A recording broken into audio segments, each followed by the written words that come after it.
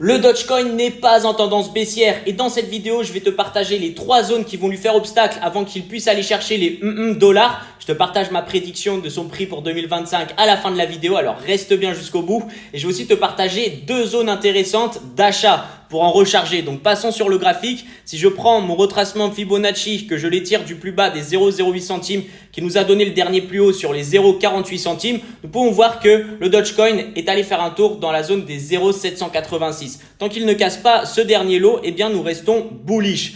Maintenant, on peut aussi voir qu'il a bien rebondi sur cet order block qui était une zone d'achat que je vous avais partagé dans une vidéo précédente. Donc ça va faire office de support. Si jamais il revient dessus, faire attention car j'ai pas d'autres concepts présents à cet endroit-là, mais il pourrait très bien rebondir.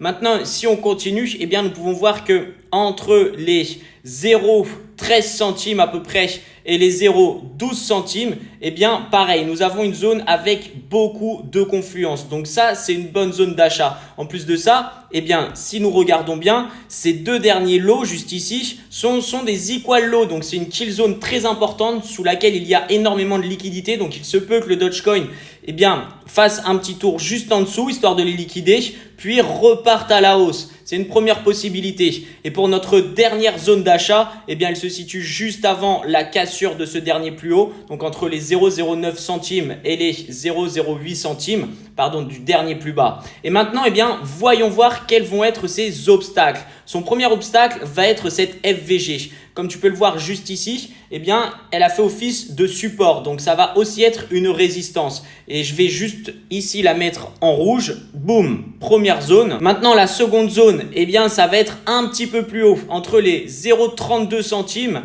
et les 0,29 centimes. Pourquoi? Parce que encore une fois, nous pouvons voir que cette zone-là a fait office de support à de nombreuses reprises. Et juste ici, nous avons de la fair value gap. Et maintenant, la dernière zone qui peut faire obstacle, eh bien, ça va bien sûr être les 46 centimes. 42 centimes. Pourquoi? Parce que c'est une grosse résistance. Et ma target pour le Dogecoin, c'est bien sûr une zone située entre les 77 centimes et les 1 dollar. Je sais qu'un jour, le Dogecoin cassera les 1 dollar. Dis-moi ce que tu en penses dans les commentaires et abonne-toi.